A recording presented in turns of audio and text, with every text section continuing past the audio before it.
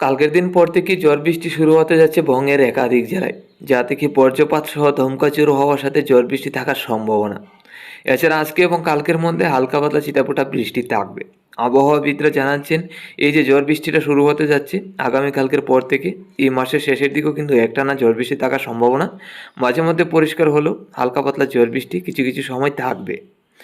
তো আজকের আপডেটে আমরা জেনে নেব আবহাওয়াবিদরা যে জানাচ্ছে এই নিম্নচাপ থেকে বৃষ্টির সম্ভাবনা এবং নিম্নচাপ আসার সম্ভাবনা আছে, তাতে কালবৈশাখী ঝড়ের মতো ঝড় থাকতে পারে বলে আশঙ্কা জানাচ্ছে। তো কোন কোন জেলায় কী পরিমাণ বৃষ্টির সম্ভাবনা আগামীকালকের পর থেকে তা আমরা দেখে নিচ্ছি। এছাড়া তাপমাত্রা ঊর্ধ্বমুখী হবে, গরম বাড়বে। তো তাপমাত্রা ঊর্ধ্বমুখী হতে যাচ্ছে আজকে এবং আগামীকালকের মধ্যে গরম কেমন থাকবে তাও আমরা জেনে নেব। আমরা চলে এলাম সরাসরি লাইভ ট্রেকিংয়ে। আজ 12ই মার্চ মঙ্গলবার 2024। দেখুন, আজকের দিনে কিন্তু নিম্নচাপ বা বৃষ্টির কোনো সম্ভাবনা নেই দক্ষিণবঙ্গে। আবহাওয়া রয়েছে শুষ্ক, তাতে পূর্বের হাওয়া বইছে ত্রিপুরা বাংলাদেশের উপর। আর আজকে থেকে আগামীকালকের মধ্যে গেলে নিম্নচাপ তেমন নেই, তবে আজকে বিকালের মধ্যে হালকা পাতলা বৃষ্টির সম্ভাবনা একদম খুলনার দক্ষিণের সাইড নিয়ে। আর এই খুলনার দক্ষিণের সাইড নিয়ে হালকা পাতলা ছিটাফোঁটা বৃষ্টি হতে পারে, যদিও বৃষ্টি না হয়ে হালকা পাতলা মেঘ থাকবে আজকে দুপুরের পর থেকে। এছাড়া বৃষ্টির কিন্তু তেমন সম্ভাবনা আমরা লক্ষ্য করতে পারছি না। সন্ধ্যা রাত্রির মধ্যে গেলে মোটামুটি পরিষ্কার হয়ে যাবে, রাত্রি থেকে পরিষ্কার থাকবে, নিম্নচাপ আর নেই। আগামীকাল সকাল থেকে আবহাওয়া আবারও পরিষ্কার, তবে কিছু মেঘলা ভাব থাকবে আমাদের ত্রিপুরা এবং বাংলাদেশের বরিশাল কুমিল্লার দিকে। এছাড়া আর কোনো বৃষ্টির সম্ভাবনা থাকছে না আগামীকাল সকালে।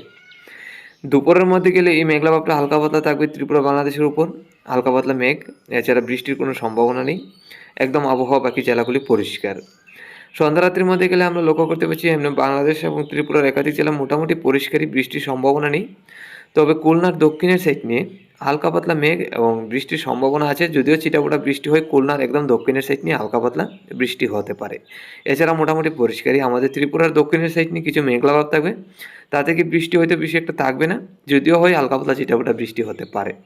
এছাড়া ভারী বৃষ্টির কিন্তু সম্ভাবনা নেই আজকে এবং আগামীকাল। রাতের মধ্যে গেলে দেখুন নিম্নচাপ এবং বৃষ্টির সম্ভাবনা কোনোভাবেই নেই এবং নিম্নচাপও কোনো রকমভাবে থাকছে না। 14 তারিখ সকাল থেকে পরিষ্কার, বেলা বাড়তি কিছু মেঘ থাকবে ত্রিপুরা বাংলাদেশের একাধিক জেলায়, মেঘলা আকাশ থাকবে, কিন্তু বৃষ্টি বেশি একটা থাকছে না। আসামের শিলচরে যদিও বৃষ্টি হয় তাহলে ছিটাফোঁটা বৃষ্টি হবে। তো দুপুর পর্যন্ত এই মেঘলা ভাবটা থাকবে। দেখুন, দুপুর পর্যন্ত লক্ষ্য করতে পারছি বাংলাদেশের দক্ষিণে খুলনা, বরিশাল, কুমিল্লা, চট্টগ্রাম, আমাদের ত্রিপুরা রাজ্যের দিকে মেঘলা ভাব।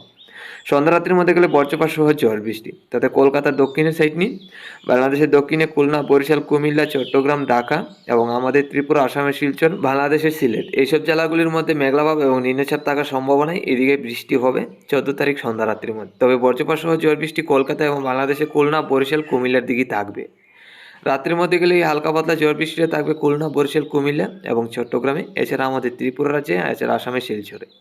বাকি জেলাগুলি মোটামুটি পরিষ্কার হয়ে যাবে। তো মধ্যরাত্রির মধ্যে গেলে কিন্তু এই নিম্নচাপটা পরিষ্কার হয়ে যাবে, বৃষ্টি আর কোনো রকমভাবে থাকবে না। 15 তারিখ সকাল থেকে আবারও আবহাওয়া পরিষ্কার, নিম্নচাপ বা বৃষ্টির কোনো সম্ভাবনা নেই, দুপুর পর্যন্ত পরিষ্কার থাকবে। বিকালের মধ্যে গেলে আবারও হালকা পাতলা বৃষ্টির সম্ভাবনা খুলনা, বরিশাল, কুমিল্লার দিকে। আর এইসব জেলার মধ্যে হালকা পাতলা ছিটাফোঁটা বৃষ্টি হবে। মধ্যরাত্রির মধ্যে গেলে আবারও পরিষ্কার হয়ে যাবে। 16 তারিখ সকাল থেকে আবারও পরিষ্কার, দুপুর পর্যন্ত পরিষ্কার থাকবে। সন্ধ্যা রাত্রি থেকে রাত্রির মধ্যে কিছু ঝড় বৃষ্টি থাকার সম্ভাবনা আছে, যা থেকে বজ্রপাত সহ ঝড় বৃষ্টি কলকাতা এবং বাংলাদেশের রাজশাহী, ঢাকা এবং খুলনার সাইড নিয়ে। তো এইসব জেলার মধ্যে বাড়ি থেকে অতি ভারী বর্ষণ হবে। আমাদের ত্রিপুরা রাজ্যে কিন্তু তেমন বৃষ্টি লক্ষ্য করতে পেলাম না, হালকা পাতলা ছিটাফোঁটা বৃষ্টি হওয়ার সম্ভাবনা আছে 14 তারিখ থেকে 15 তারিখ। এছাড়া বাকি দিনগুলিতে মোটামুটি পরিষ্কারই। 17 তারিখ দুপুরের মধ্যে আবারও কিছু নিম্নচাপ থেকে বৃষ্টির সম্ভাবনা আছে বাংলাদেশের একাধিক জেলায়, তাতে বাংলাদেশ সহ আমাদের ত্রিপুরা রাজ্যে ঝড় বৃষ্টি থাকার সম্ভাবনা আছে। হয়তো আগামী দিনগুলিতে আরও এই আবহাওয়ার আপডেটটা পরিবর্তন হতে পারে। তো প্রত্যেক দিন আমরা নজর রাখবো এই আপডেটের দিকে, এই ঝড় বৃষ্টি আবারও পরিবর্তন হচ্ছে কিনা তা আমরা প্রত্যেক দিন আপডেট নিয়ে আসবো। তো আমাদের চ্যানেল নতুন হয়ে থাকলে আমাদের চ্যানেলটাকে সাবস্ক্রাইব করে রাখুন। তো তাপমাত্রা তো ঊর্ধ্বমুখী হবে, সর্বোচ্চ 35 থেকে 34-এর কাছাকাছি চলে আসবে ত্রিপুরা, বাংলাদেশে গরম অনেকটাই বাড়বে। তো আমরা তাপমাত্রা দেখে নিচ্ছি আজকে এবং আগামীকাল কেমন থাকবে। আজকে দুপুরের মধ্যে গেলে দেখুন লক্ষ্য করতে পারছি বাংলাদেশ এবং আমাদের ত্রিপুরায় সর্বোচ্চ থাকবে 34 থেকে 35।